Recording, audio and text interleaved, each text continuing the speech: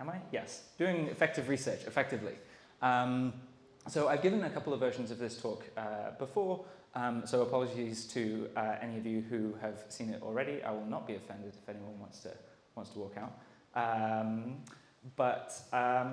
Yeah, I think, so I, for context, am in some ways only a kind of mere PhD researcher, and so I'm kind of, some of you have already more research experience than I do, and so a lot of the things I'm going to say won't come across to you as especially novel, but I hope there are at least some things in there that are useful.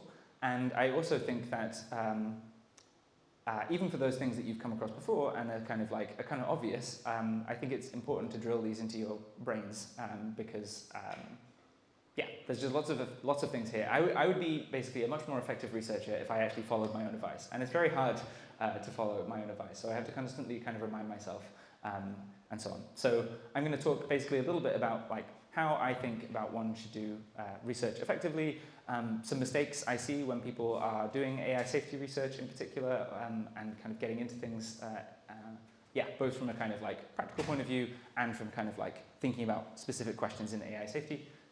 So yeah, I'll be talking a little bit about that. I'll try and keep it a little bit interactive. We'll have time for some Q&A at the end, I think, and if not, we can also just go for lunch. Okay, cool. So this is my title slide. This is my alternative title slide, which yeah, I thought would be more fun. But there we are. Okay. It's not one weird trick. It's multiple tricks. None of them are especially weird. But there we are. Okay. So I think the thing I will point you to is I first gave a version of this talk maybe 1.5, 2 years ago. And I wrote a blog post afterwards with much of the advice written up in notes form. Even if you skip the blog post, which maybe you just don't want to read it, maybe you'll have most of the information after they give the talk, you should look at this thing here. So the most valuable part of the blog post is the fact that at the end, there's a massive list of resources from people way smarter than me. This is not even the full list. This is a third of the list. So there's tons and tons of people from AI safety research, AI research more generally, about how to do research effectively and all of these sorts of things. And early-ish on in my PhD, I sat down for 3 days and I just read all of these things. And per unit time, it was probably the most valuable 3 days of my entire PhD.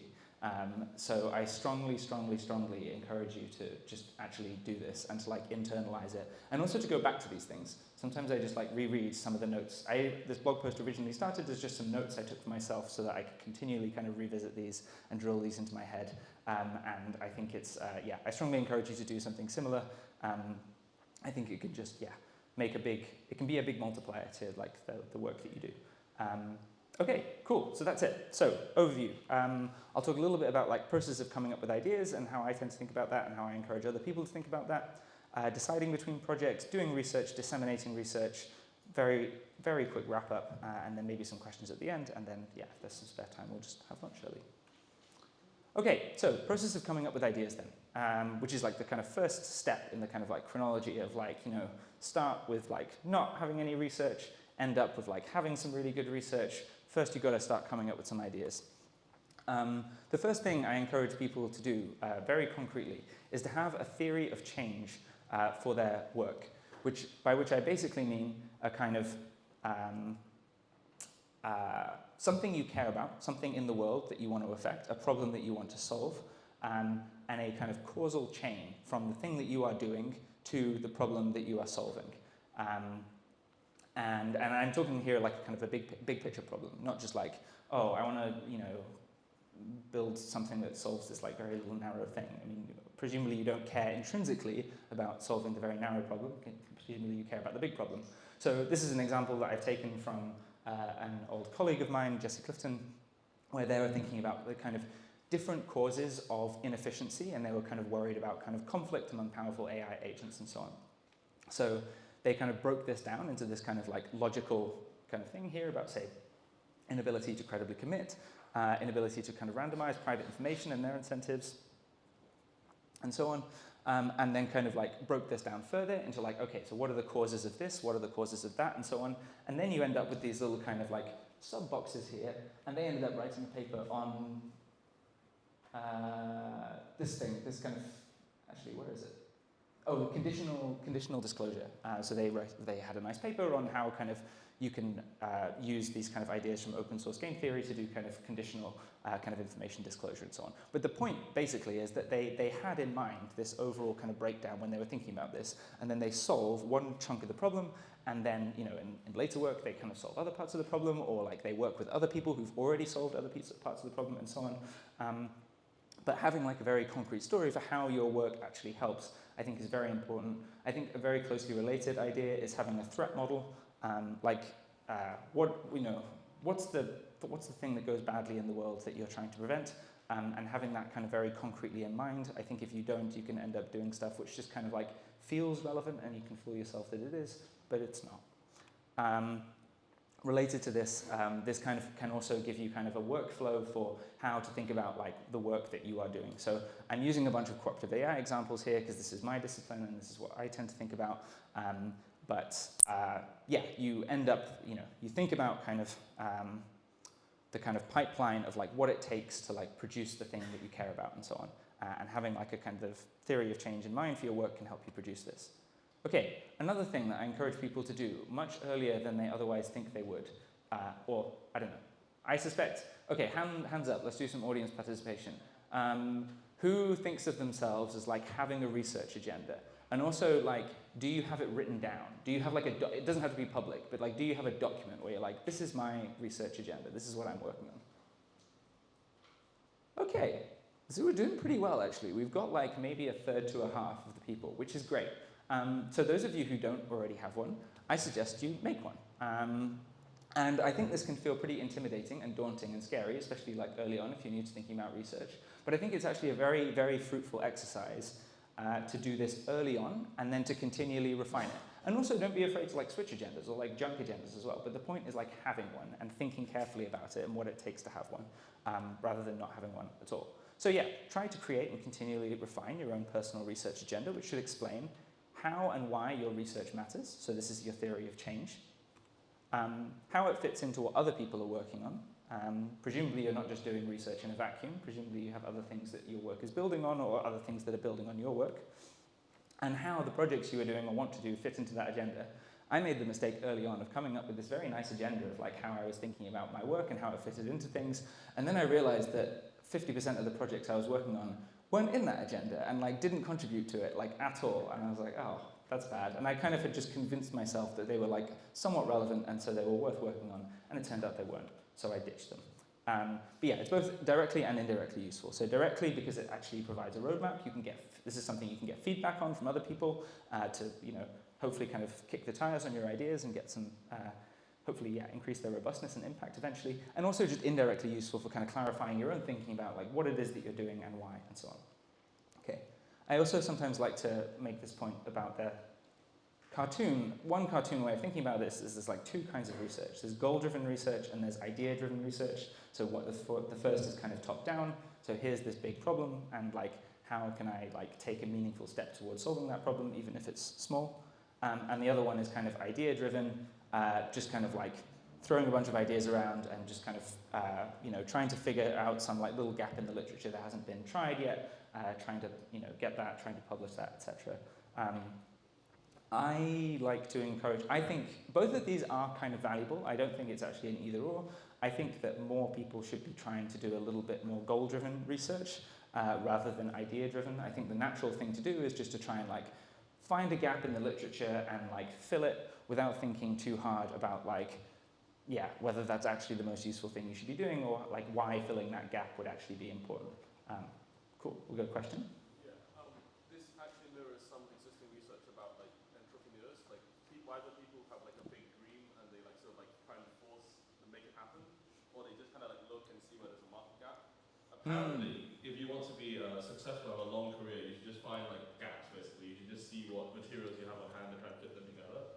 But obviously that may not actually fit very well. Like we want to make the world safe and like good instead of just like I want to have a career and publish loads and make money. Nice, yeah, I think this is a great analogy, and that makes sense as well. And I can also, don't get me wrong, people have great careers doing this idea-driven thing. They have really big H indexes, they have lots of people working for them, and so on. But it's like maybe, yeah, less useful for solving some of the bigger problems. So you can definitely make a career out of the idea-driven thing. And maybe there are some discrepancies there between the kind of market idea and the research idea, though I really do like that analogy. Okay. Can I ask also what is? Yes. Oh, hello. So I think something that I did not experience, and I imagine it's common when you are kind of starting out, is that in AA safety, is that you like want someone to have already like figured out the research agenda and like have shovel-ready projects for you, and then you just like do them and then you have impact. Yeah. Do you have any thoughts on like? I don't know. I mean, the thing you're suggesting is like don't do that, right? So I don't know. Kind of any thoughts on this impulse, like where it goes wrong? Yeah, I think this is a great thing to do when starting out. And I think, getting mentorship and kind of like looking at these big lists of open problems that other people have already thought about and just picking someone there and trying to get started, ideally with some kind of like mentorship or collaboration when you're very new to things is great to do. I think the thing I'm trying to say is that you should try like earlier than you think to come up with this. And I think people think like, I'll do that for a while, I'll skill up, and then I'll kind of come up with my own agenda and like my own priorities and my own projects and these sorts of things. And I think that's right overall in terms of trajectory. And my only recommendation is that people should start trying to come up with that kind of like independent thing and their own agenda and these big kind of goal-driven kind of perspective earlier than they otherwise might. Because it feels kind of scary and hard and intimidating. And probably the first few times you do it, you're going to do like a really bad job and not going to come up with anything useful or interesting. But then you can get feedback on those ideas and you can workshop them, and then that's how you skill up much faster. But I think the trade-off is real, and I still think doing that is a great way to start. Okay. Cool. Okay, I'll keep going. So just some basic recommendations on like finding problems, like where should you find problems, how should you find problems. I'll go through this pretty quickly. This is like basically tautological, but I don't know. I sometimes give this talk to people who are less from like an AI safety audience and more from like a general AI audience, and I have to like I feel like I have to push on this question like a bit harder because I don't think that many AI people are working on important things. They may disagree with me. Looking for messy and confusing areas, like is there something which everyone seems kind of confused or messy about? And I mean, the AI safety space, like that's just like lots of things, but actually trying to look for those things can be like a really good place where you can kind of make progress or kind of there are things to solve. This is a nice catchphrase that I sometimes use, which is like, if you can't think of at least 3 examples of your problem, then it's probably not a real problem. I'm stealing this from someone else, by the way, this is not mine. But I think sometimes people kind of like can delude themselves into thinking there's this tricky thing, and yet when you ask them to like press them really hard for like real world examples of that thing, and like why it's such a big deal, they really, really struggle to come up with like any actually compelling story about like where this comes up in the real world. And so I think this is a big red flag. Sometimes it can be useful to think about like if you can't do something already, then why not like turn actually like solving that tricky subcomponent of your project into your actual project and then just kind of flip it a bit and do that instead. And sometimes finding a new different lens on a project can also be a significant contribution in its own right. I think I need to say this one less to this audience, but I'll have a few like beware things in here. First one, beware non-neglectedness. So you should be thinking largely about the counterfactual expected impact of your work. If someone else would have soon solved the problem anyway, then you didn't really make much difference on the margin. So don't do that. So be wary of problems that have loads of people working on them, would be worth lots of money if they were solved, or have lay unsolved for decades. It isn't to say that these problems can't be solved by you or indeed anyone else, but just that these are some flags to be aware of. So positive examples of work that I think is non-neglected. These slides are a little bit old, but weird things that people aren't thinking about in mainstream AI discourse and literature, like understanding the implications of agents written in overlapping code for cooperation. I think maybe Nathaniel might have touched on that in his talk. Commitment devices and contracting between agents. We don't have advanced AI agents interacting with one another yet, and they don't need to commit to one another or form contracts, but they will soon. Negative examples. Again, I think this is all in the context of cooperative AI stuff. So people are oh, I want to do AI for cooperation. That would be good. the way I'll do this is I'll create like an LLM meeting assistant that can like mediate my meetings and negotiate. And this will be a great test case. And I'm like, cool, that's fine, apart from there's like 10 startups like already trying to do this, and there's like much money to be made if this problem gets solved efficiently. So maybe you should not be trying to spend your time doing it. Another one is like, I give this to sometimes some like more mainstream kind of like audiences who work on cooperative AI from like a non kind of like super AI safety perspective. And they do things like, yes, I'll test my thing in this like self-driving car domain. And I'm just like, no, just don't do that. There's self-driving car companies with like billions and billions and billions of dollars who are going to solve this problem. And you don't solve the self-driving car companies' problems for them. They don't, do something more useful. Okay, next thing. So you've thought of a bunch of ideas. You have a bunch of research projects that you could pursue. Which one do you pursue and why? So, thoughts on prioritizing problems. Difficulty is not necessarily a good indicator of importance. Just because something's difficult doesn't mean it's interesting or valuable. Likewise, the contrary thing holds for easiness as well. Some of the most interesting and impactful papers are very simple ideas that just executed well, and someone had to think of it and someone had to do it, and that could be you.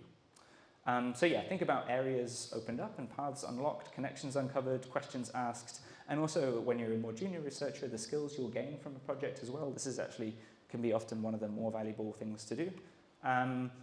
You should work on problems that are suited to you. Think about your comparative advantage. What are you really good at that other people are less good at, and try and maximize, try and make the best of that.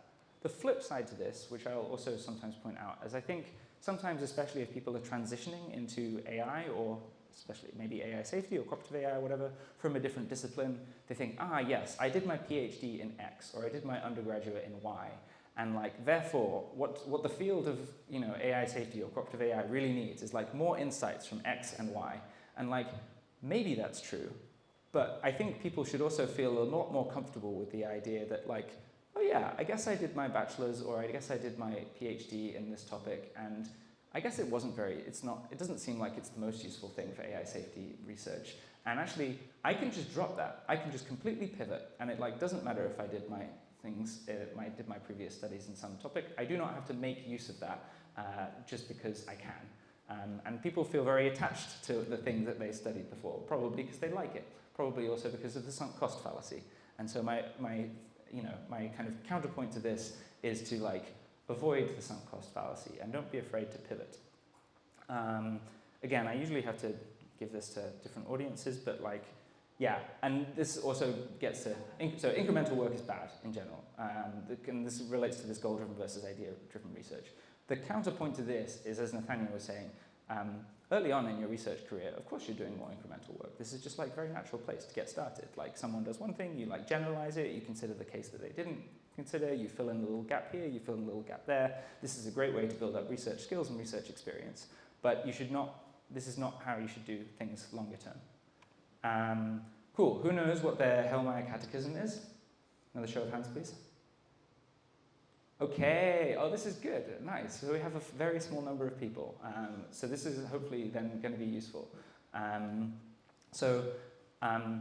This guy, Hail-Maya, was director of DARPA in the 70s. Do you all know what DARPA is? Yeah, okay, cool, dope. So anyway, he was director of DARPA, and basically DARPA, doing loads of research projects, doing loads of R&D stuff, and as director, he has to decide what to spend money on and what projects to pursue. This is a bit like you, coming up with a bunch of research ideas and figuring out which research ideas you're going to pursue. So Hail-Maya came up with this catechism, this set of questions that whenever anyone was pitching projects to him, they would have to answer. And I continually send this to people, both because I think it's very useful for them to think about when they're writing their own research kind of proposals and so on, but also if you're applying for grants, I think this is a really good thing, or if you're applying for PhDs and you need to kind of you've put forward some research proposal basically. I think this is a great skeleton, and if you're not answering these questions, then there's probably some gaps in your proposal. Okay, so without further ado, let's just go through the questions. 1. What is the thing that you're actually trying to do? Articulate your objectives using absolutely no jargon. How is it done today? What are the limits of current practice? What is new in your approach, and why do you think it'll actually be successful? Who cares? This is a really big one. If you are successful, what difference will it actually make? What are the risks? How much will it cost? How long will it take? And then final one, what are the midterm and final exams to check for success? You're doing your project, how will you actually know if your project is doing well? How will you know whether to abandon it? How will you know whether to pivot and do something else or whatever? And yeah, all of these are very valuable, and I encourage everyone before they start any project to have answered all of these questions, or at least tried to. You won't necessarily succeed. You might not know some of the risks. You might not know some of the costs. You might, like me, think that it will take much less time than it always does. So yeah, but I think this is very valuable, and yeah, you should use it. Okay, final I think slide on this, like common mistakes I see when people are prioritizing between projects and before doing projects. Yeah, this is again more directed at like early career researchers and junior researchers, but I don't know, I make these mistakes too all the time. So miscalibration on what's novel. So AI people are more guilty than basically any other discipline that I'm aware of reinventing the wheel. And I think there's some like interesting and like structural reasons for that, about how AI draws upon lots of other disciplines, about how we prioritize conference publications much more than other things. So there's just this absolute like fire hose of like ideas coming out all the time, and like most of them aren't novel or interesting, but it's very hard to find and sift through all of the ones that are. I also early on see either like an overconfidence that like, yes, my idea is novel and useful, or a kind of paralysis where it's like, like everything that's worth doing or every question that's worth asking has already been asked. And these are kind of two things, too extreme that it's useful to try and avoid. I also see a bunch of people who just like, will talk about doing something and will know some of the lingo, but this is mainly one of my gripes about seeing like people in kind of like standard machine learning enter into kind of like, I don't know, thinking in my sphere and like kind of game theory and things like this, and they'll just like know some bits and basics, but they just actually, there's a bunch of like fundamental things which like no one wants to read textbooks anymore today. Why are textbooks so uncool? Maybe I'm just old-fashioned, but like textbooks are like written for like the sole purpose of like providing you with like the basic grounding you need in order to tackle more complicated problems. And people are like, oh no, I'm just going to read things on archive, or I'm just going to like watch videos and read blog posts. And it's just, those are not tailored for the same kinds of learning that you need in order to do things. So read textbooks or bits of textbooks. Working on too many projects. I think, again, this is like more common in like standard academic settings, but quality over quantity is the slogan and is the name of the day, the name of the game, rather. And yeah, I sometimes like to suggest that people have one major project that they're working on and one minor project where they're kind of like a co-author or like a secondary author, or it's like a side project. You will have some spare time, probably, if you only have one major project and one minor project. But that's good, because if you don't have any spare time, you don't have any headspace to kind of take a step back and think about kind of other interesting ideas, do some learning, do some skill building, etc. All the other things that are valuable. If you're constantly at like 110%, then you don't have any capacity for any of this other useful stuff.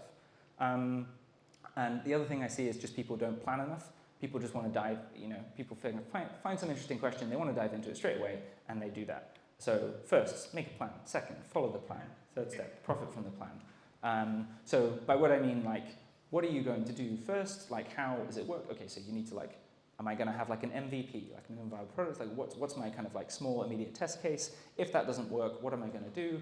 If it does work, how am I going to build on that? How am I going to generalize it? How do I need to sequence things such that kind of my experiments will actually test what I think they're testing and all of that sort of stuff? Do I need to have figured out some theory stuff first? Do I need to have built this environment? What if building that doesn't work? Can I borrow someone else's environment? Just like actually have like a roadmap for the project before you start, because otherwise you're just going to get into it and you're going to get halfway through and you're going to look around and you'll be like, where am I? What am I doing?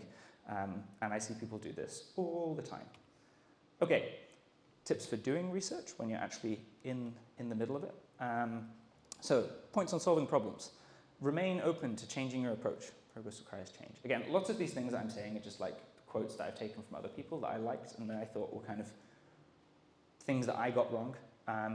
So, when I talk about kind of like people wanting to pivot and so on and like wanting to make use of the things that they did before, I did my undergraduate in maths and philosophy. I really liked logic. I did lots of logic. I got to my PhD and I was like, right, I care about AI safety. I'm going to use logic to solve AI safety. or like to make a contribution on AI safety. And so I did some like logic and kind of machine learning things and some other stuff. Just wasn't a good use of time whatsoever. I was just kind of like kidding myself. I just like pivoted hard and it was much better. But yeah, so don't be open to just dropping things. You don't, just because you have a tool in your toolkit does not mean you have to use it. Be realistic. Balance the work spent on important, difficult problems with smaller, more easily achievable results. This is hard. Work on the components of a project in order from most to least informative per unit time.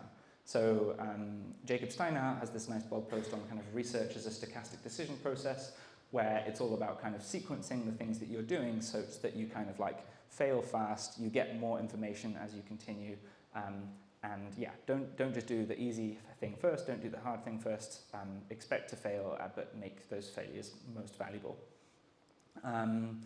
Yeah, and this one relates to the quality versus quantity thing. It's much better to do an outstanding job on a moderately sized project than an average job on a large project.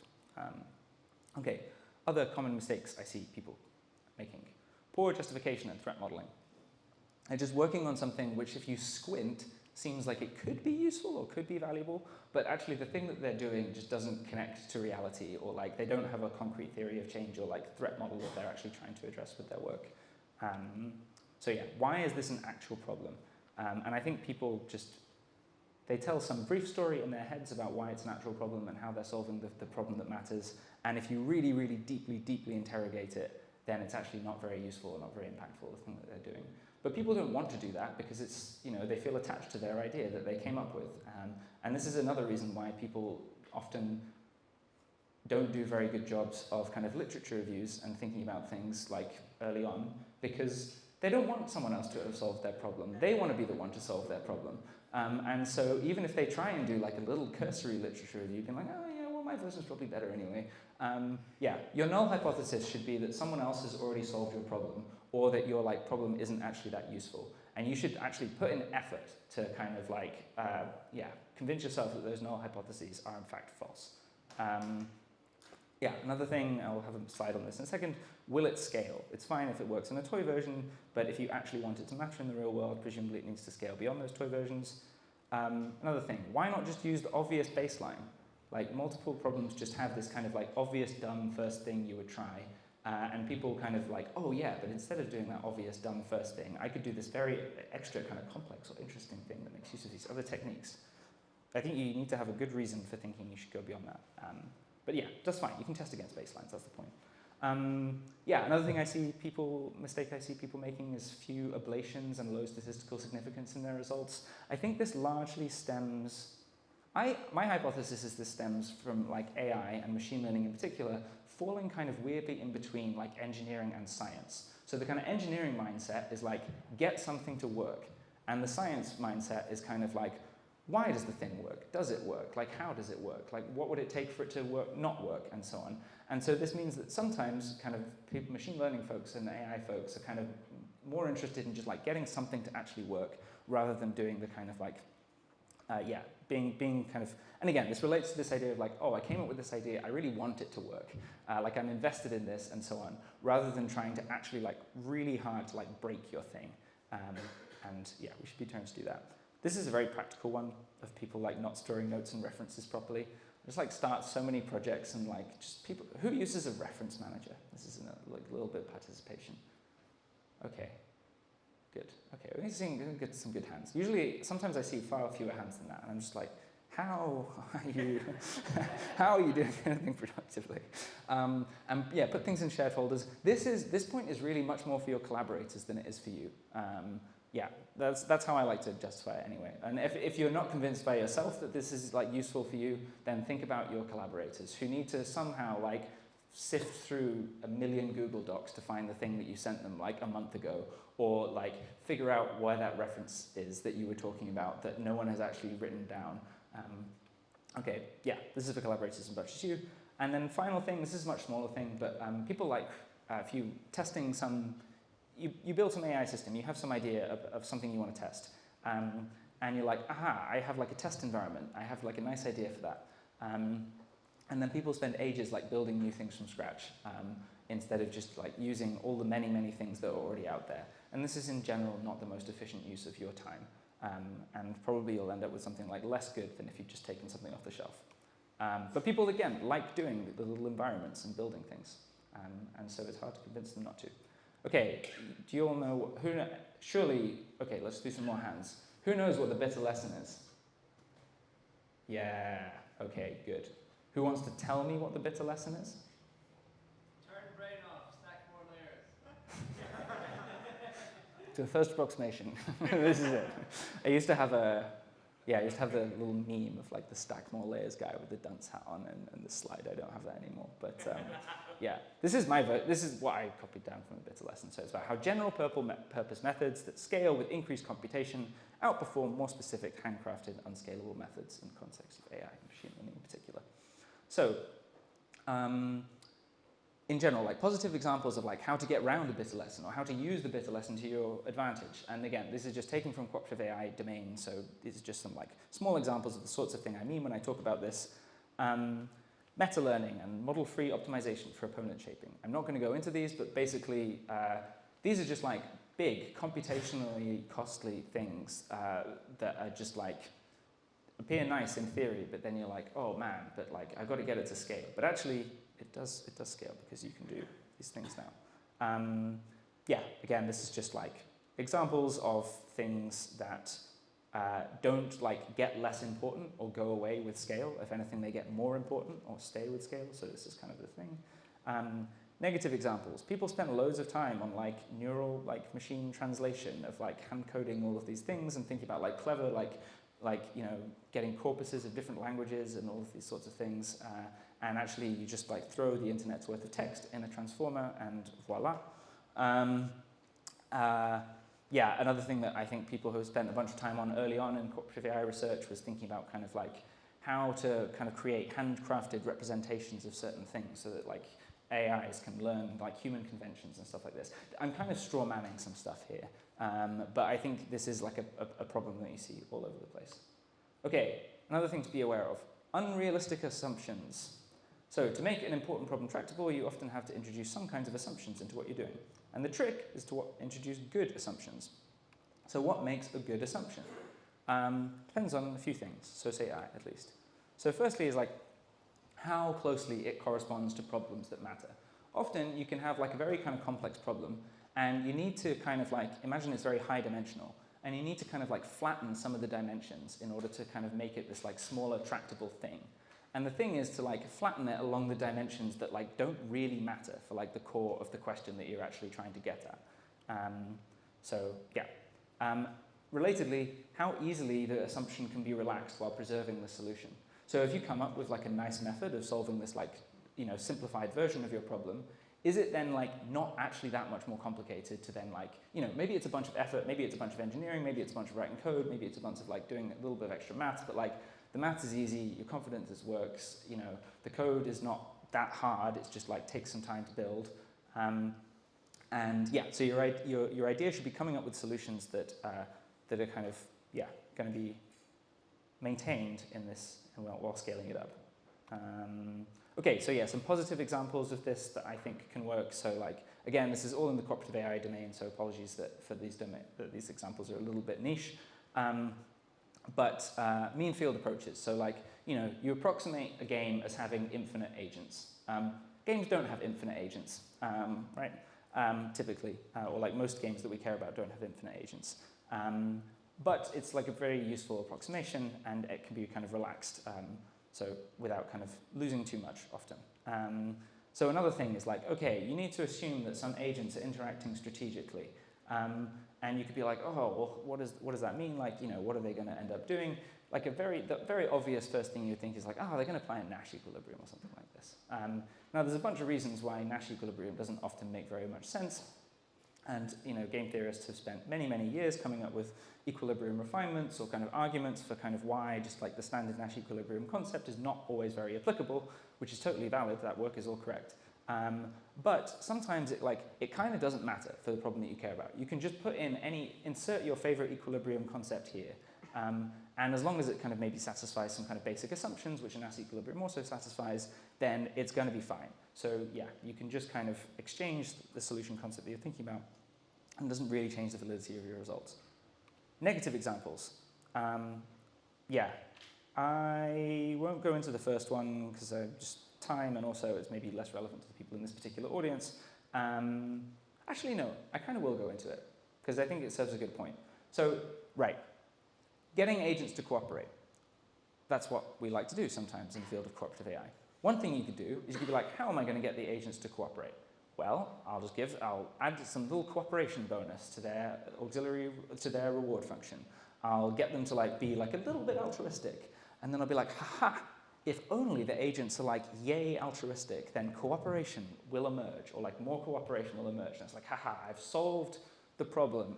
This is great. And now I've, you can run some little experiments and I can show that this happens in some little grid worlds, and I'm like very happy with myself.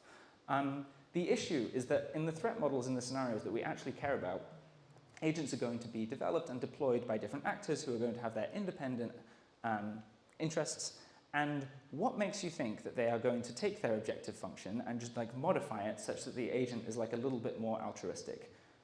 Sure, there might be actually something that forces them to do that, but like in general, there is like no reason for them to want to do that whatsoever.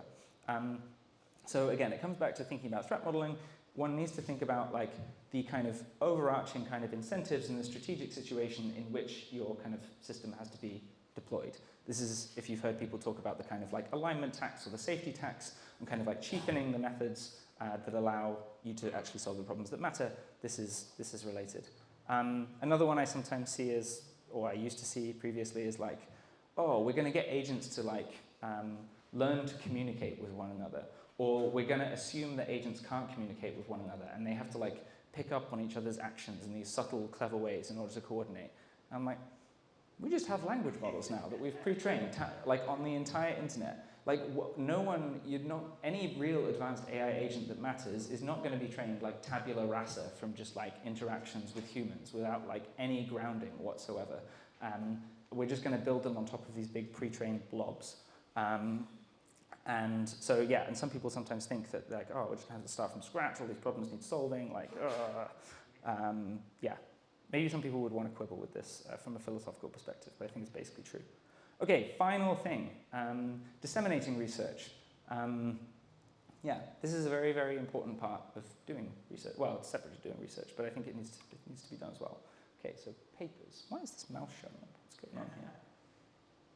Okay, there we go. Thinking about papers. So papers in general are like, I don't know, the primary kind of like research artifact that as researchers you're going to be typically involved in kind of producing often. So in general, beware standard academic incentives to publish. I probably don't need to say that so much to this audience, but I think it's worth noting. Yeah, structured writing, structured thinking. I think that the act of writing is very helpful. And I think this often means that it can be very helpful to start planning your paper early. Like, what story are you going to tell? What are the different sections to your paper? What's your figure one going to be? What's your initial hook going to be? Yeah, how is it going to be structured? How are you going to convince the reader that like what you're doing is interesting and useful and novel and important? This is a technique that I personally like using, is to build the paper up from a full outline. So you've got your sections, you've got your subsections, you've got your paragraphs within subsections, and each of those should be a kind of sentence. And you should write like your paragraph underneath your sentence should just like explain that sentence, but your first sentence in the paragraph should just like, that should be it. And then your subsections should also have like a similar kind of like one sentence, like what is this subsection trying to do? And then within that, your sections should also be kind of explaining this as well. And you should just write this structured outline very, very early on, fill it out, and kind of refine it and so on. But yeah, if your paper doesn't make sense in this kind of like bullet list of kind of section sentences, subsection sentences, paragraph sentences, etc., then if that doesn't make sense, there's no way in hell that the paper itself is actually going to make sense. I think this is also useful because the vast majority of people who look at your paper will like read the abstract and maybe like skim a few sections and so on, and you want them to actually like get the message of the paper even if they're doing that. So have that in mind. One of the classic mistakes I see from people like early on when writing papers as junior researchers is that they either write in this way too pedagogical tone where they kind of explain everything and they have a bunch of like examples and they take like way too long to explain the basics of something because that's what they're used to reading. They're used to reading lecture notes, they're used to reading textbooks, they're used to people explaining things to them in this very like, way, so they just pattern match to that style and they write things that are inappropriate for the level of the kind of piece that they're writing. The other failure mode is the other extreme, is people assume that because they've been working on their problem and they know all about their problem, that their audience will know exactly all about their problem as well. And so they just assume that there's like loads of context that the audience have, which they don't. So you need to kind of hit a nice middle ground there. And the final thing I'll say is that I think having your work reviewed is very critical, is critical. I think there's a lot of temptation now to use like, you work on some project, you write it up in your thing, you chuck it on archive, and you're like, haha, I'm done. I'm sure it was perfect. I'm sure there are no issues with it whatsoever. I'm sure it's perfectly easy to understand, etc. Now, once upon a time, peer review would have hopefully solved this problem for you. For people who have engaged in like the peer review process in a few recent years, especially submitting to very large AI conferences, you will know that the quality of peer review is often not especially high, and the reviews that you get from conferences, especially the big AI ones, are not especially useful. That doesn't mean you should give up on the idea or principle of peer review, but it may mean that you need to do other things, like sending it to collaborators and colleagues to review for you, and offering to do the same to them. And still trying to submit it to venues and so on. But bearing in mind that maybe some of the feedback you'll get from conference reviewing and so on especially is not as useful as it could be. Okay, publicity. The general point of this whole section of the presentation is that if you create some amazing results and then no one ever hears about them, then it doesn't matter. This is kind of like some tree falling in the forest and no one being around. And I think this is another thing that kind of goes a bit underestimated, and or people don't want to engage in this kind of publicity game and this dissemination game because it feels a bit slimy. It is a bit slimy, but if you want to get your results to matter, it's important. So do things like write a blog post for your paper, write a thread for your paper, record a 5-minute explainer video for your paper, submit it to workshops and conferences. Workshops are typically non-archival. This means that you can submit your paper to many workshops. Each of these workshops gives you an excuse to go to a nice conference, to talk to a bunch of people, to share your paper, share your poster, share your results in front of people, so make the most of that. Email it to people directly. Think of like the top 10 people who would probably be like most interested in the results in your paper, and send it to them, and be very polite and nice and so on, and concise, and make it worth their time. But yeah, send it to people directly. It's hard to keep on top of the big flood of research, and so give people some assistance. Give talks whenever you can, just present it to peers. Maybe there's a kind of local reading group or kind of local research group in your university, online kind of seminars and so on. Get invites to things, offer to talk in places. And you should, in general, when doing this, be aiming for compelling, concrete, concise, and communicable insights. There's a real skill to doing this, and it's like a skill worth practicing. And then, final slide, I think. So common mistakes I see in this sort of thing. Mistakes in writing, messy structure and flow, insufficiently detailed lit review. I think, again, computer scientists, this relates to the reinventing the wheel problem. This, it just needs doing better. And again, I've mentioned this thing about being too pedagogical versus poor expectations about context. Mistakes in presenting.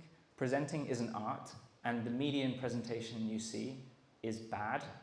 It's not like the median presentation you see is like, oh, it's just averagely good. In some ways it's averagely good, but it's actually objectively quite bad. Why are they bad? Typically, often they're not especially rehearsed. There's not enough audience engagement.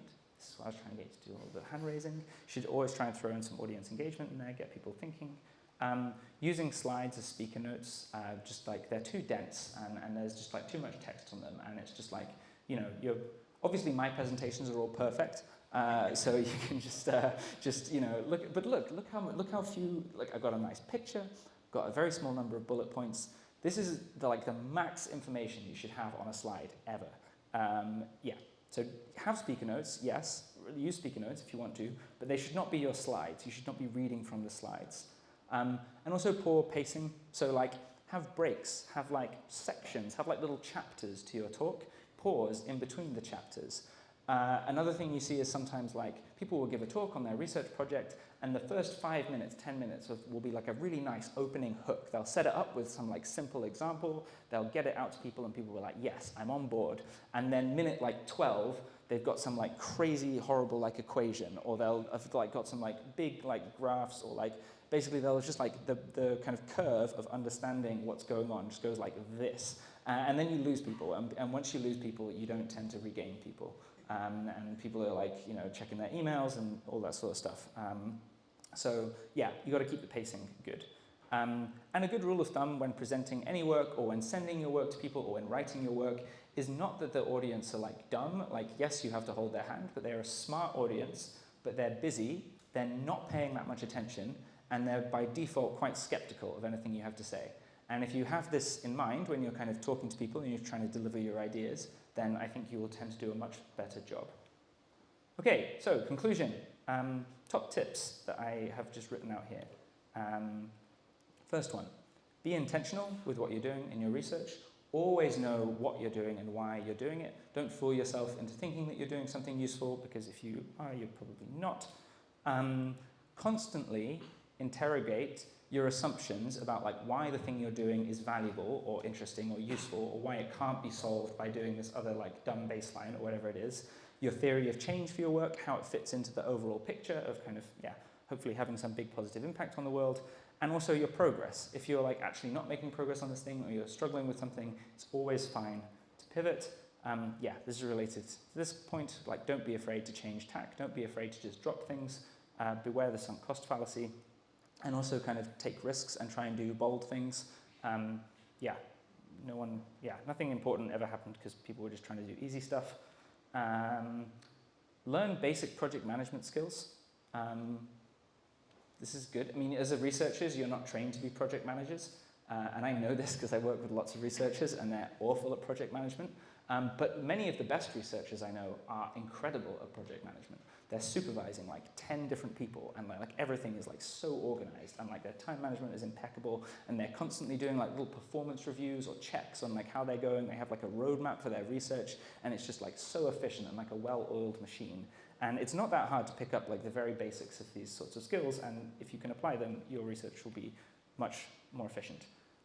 Get out there, put effort into selling your ideas and building connections. I think this is something people are kind of reluctant to do sometimes. It feels kind of gross, feels kind of slimy. We want to do research because we want to like, you know, lock ourselves in a room and like think about interesting problems, not go out there into the world and talk to people. But talking to people is important. And have fun, work hard, and don't give up.